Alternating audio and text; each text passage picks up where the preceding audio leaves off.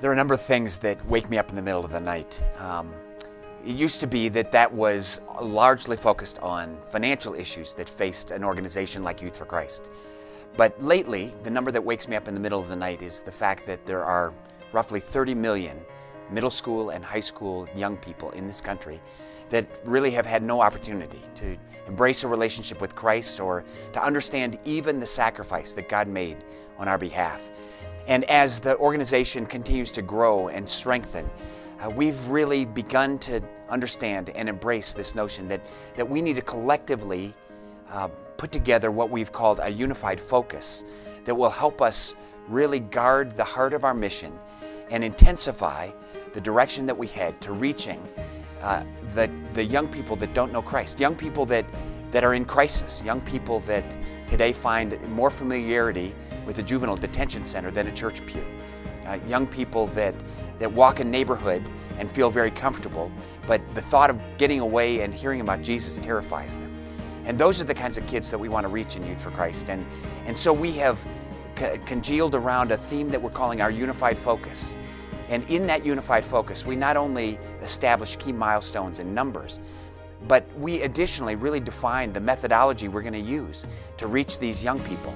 So what we're saying is that we're going to really focus on leaders throughout the movement. That's not just adults, it's not just paid staff, it's individuals who are prepared to come alongside us in ways that maybe don't get them compensation, but nonetheless make them a vibrant part of what we do. And it could be an 18-year-old high school senior that is a part of our friend-to-friend ministry and leaning in with lost friends that don't know Christ.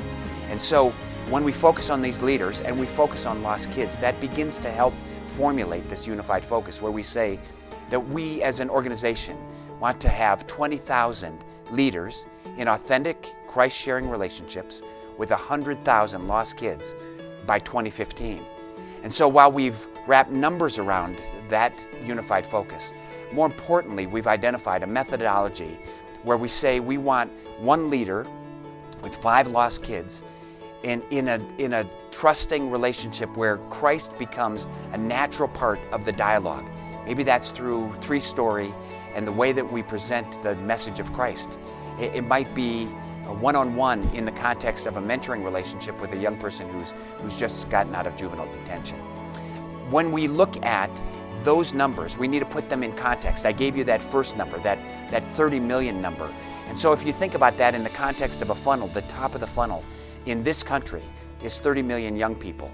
But as we move down the funnel, as we get narrower and largely to a place where in the center we come to those 100,000 lost young people, we need to understand that in a local high school where we might have 2,500 young people, that would be the top of the funnel. And maybe we've got 20% of those kids that have come to some large Campus Life event. They've been a part of something and would know of Campus Life or Youth for Christ.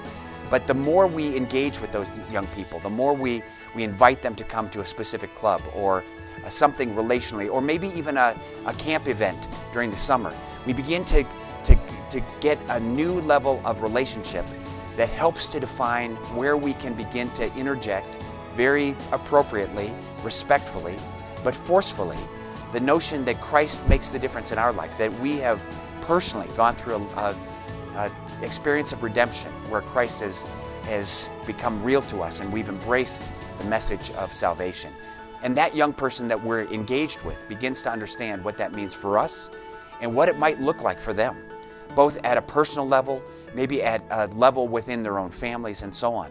And so as we move down this funnel and we think about it in terms of somebody that we don't have any relationship with, to now contextualizing it, somebody who knows us because we've walked the halls of a juvenile detention center, or they know us because they've dropped in on one of our teen parent sessions, that begins to narrow that funnel.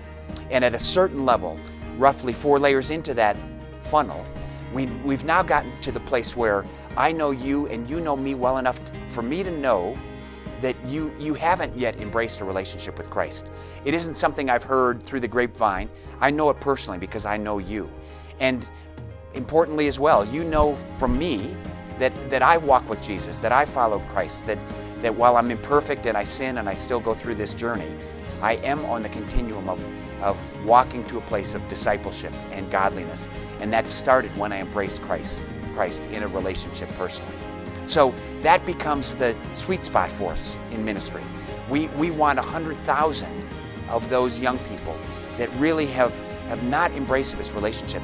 We believe in many respects that most of these young people would not feel comfortable walking into a local church. They wouldn't understand even the context of somebody stepping up on Sunday morning and preaching.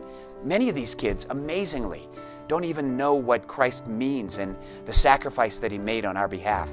And we're living in a culture right now that demands that we deliver that message not in big and flashy ways so much as in authentic relationships where we can really earn a level of trust and then begin to invest in a young person.